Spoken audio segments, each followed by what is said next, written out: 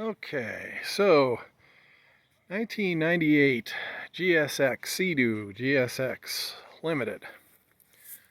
I got a pair here. This is what we take to the lakes here. I'm in Montana. So video is about, okay, first of all, this particular ski, as far as I know, is the only one Sea-Doo made where the rectifier is in the mpem. Okay, completely sucks because if your rectifier goes out, you're stuck buying the whole thing, which, I found some on eBay, used ones, $400. Some guys had some old used stock, some new old used stock for, I saw them for $600-700, and then you have to reprogram the key on them, the desk key, okay, which is cool because, well, no, that's not cool. It's kind of a pain in the ass, but for these being as much as they are, not being able to steal them with any key is really nice. But as far as this ski goes, I mean, it's maybe worth $3 grand right now, and I'm really not concerned with somebody stealing it. Okay, so after a lot of research, and this is the old mpem. Okay, I found arieltek. Okay, you guys can see that in there. 2 nuts to replace it, right there and there. Yep, they were welded on the back, so nothing. Watch out you don't drop the washers in the hole. I had to get a magnet to get them out. Be careful when you swap them out. So I couldn't find any videos on these, and arieltek is made in Brazil, and what they do is it's a new mpem, a new rectifier, and you don't have to program the key.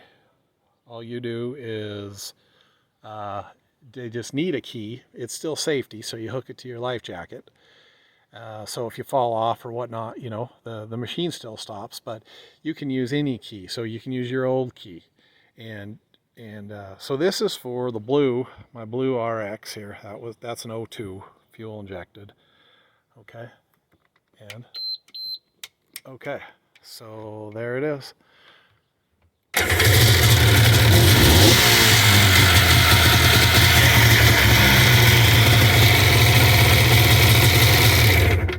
Okay, so there's the arieltek. Now I just put it in. It works. I don't have any time on it. I couldn't tell you if it's going to last or not. I'm assuming it is. It seems to be pretty well built. So here's what led me to that. Okay, and why I want to make this video, to help other people out that are trying to figure out what's wrong, troubleshoot these issues. Okay, so this electrical system, okay, so you have a desk key, you have a desk post, okay, sends the signal to the rectifier, which this particular model is built in to the mpem. Completely sucks. Sea-Doo should be bitch slapped for that. But I think they realized that it was an issue and changed them separately, on other models down the road. Okay, so I wasn't getting 2 beeps. It was intermittent. Okay, so I'd be plugging my key in, and sometimes I wouldn't get any beeps. And then, after messing around with it 3 or 4, sometimes 10 times, I'd get it. So it showed signs of it going out.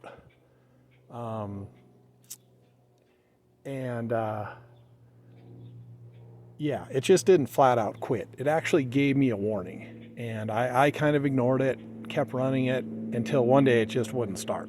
Okay, so then it was like, okay, now it's time to figure out the problem. Well, my beeper hadn't worked. So the beeper's right here. I ordered it from jetskiplus.com, and nobody sponsors me here. You'll just get a complete honest review of parts and where I got them from and all that. And they had the part. I took this apart spliced it in. You have to cut it out, and I used some connectors, decent connectors I bought from the local Ace Hardware. Put them together, crimped them in the kind that you use a lighter, and it's sealed up around the wires, and then I electrical taped them, okay, and got my beeper working. Okay, that was first and foremost. So once my beeper was working, I put the key in, and nothing. Couldn't get any beeps. One beep, I believe. I was getting one beep, and that's Sea-Doo's way of telling you that you're not reading, it's not reading the key, okay? You want 2 beeps.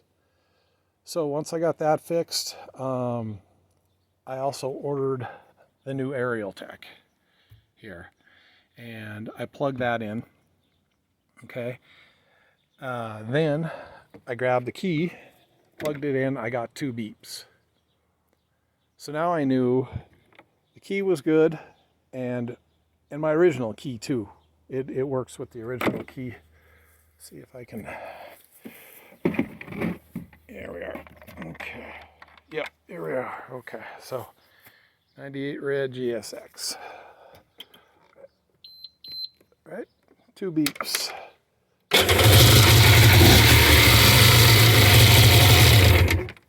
Okay, so troubleshooting. So then I knew my key was good. My desk key was good. My desk post was still working.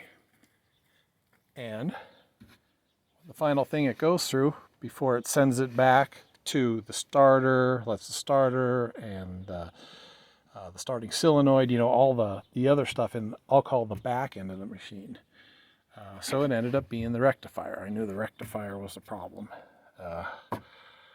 which is built into this mpem. Thank you, Sea-Doo. Okay, guys, and that was, oh, let me say one more thing here, show you. So I'm in Montana, and I mean, we got lakes, we got Flathead, I believe that runs around 2,000, 2,200. We have Canyon Ferry that runs around, I believe, mid 3s, 3,500. We got some mountain lakes like Georgetown that I believe they're up to 55, 5,800. Okay, so I got this thing jetted for Canyon Ferry, the middle lake. So it runs a little lean and really good when we bring it up to Flathead. It's a little sluggish and slower when I'm up at Georgetown, the higher lake. But not only do we have all this this elevation, and this is a carbureted model, so that's why I'm speaking of this. We also have temperature changes. Like in June, you know, when we typically get them out, you know, a nice day is 70 degrees, and you know, we're just happy as hell to be out of the snow and getting on the water, you know. And so we bring them up, and then later on in the summer, like right now, it's really bad fire year here.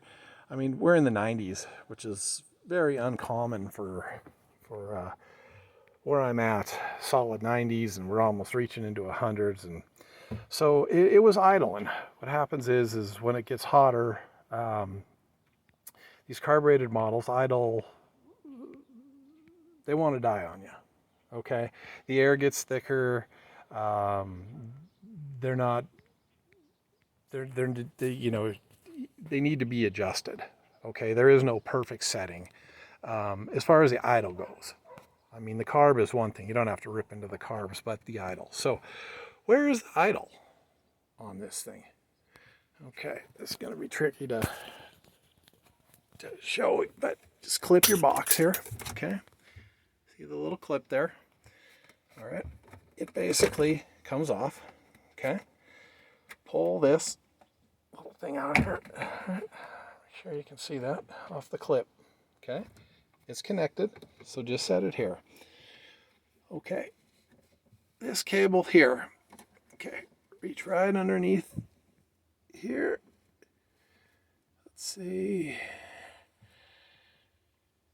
Trying to, it's even tough. Did it before this video and I'm having trouble, but okay. So right, you see my finger here. right underneath here, you'll feel it's a pin. It's like a T, okay? I don't know how else to describe it, but it comes off the carb and it's your idle adjustment and it's a T and you'll feel it. You'll feel the T parts, not only the long cylinder part is screw is going into the carbs, but it's got a T on the top, okay? So let's see, I turned mine clockwise just a little bit, like a quarter turn, wasn't much, maybe a little more than an eighth, a quarter. Go slow. And when you turn it right, it turns your idle up a little bit. And if you turn it counterclockwise, it backs the idle off. So, you know, maybe we're going into fall, and yeah, you guys see that right there? Just my finger. You'll be able to feel it, and it's really easy. It's just a turn. And it's not too bad to get. Okay, let me show you how to do this, because there's kind of a trick to this too. See if I can. Okay, so put that back on there. Okay, got that. And then you simply bring this up. I'm not going to be able to do this with the phone and show you, and you put the circles around the carb, put it back on, and make sure your clip is back on, your carb's back on. But what I was going to say is, so now maybe in the fall, if we're still running them, like let's say September or something, and we're back down into the 70s, and it's idling high then because of what I did here. Same thing, take it off, back it off an eighth of a turn, reset it. I believe the factory says, Sea-Doo says 1500 RPMs. I just kind of do it by ear. So, all right, let's see. I don't think there's anything else I can tell you guys about these. I love that one over there. That's the fuel injected model. I had an issue with that one, but I fixed it. Oh. But yeah, you skip all this carbureted crap. Okay, guys, that's it. 1998 Sea-Doo GSX Limited. Hope this helps.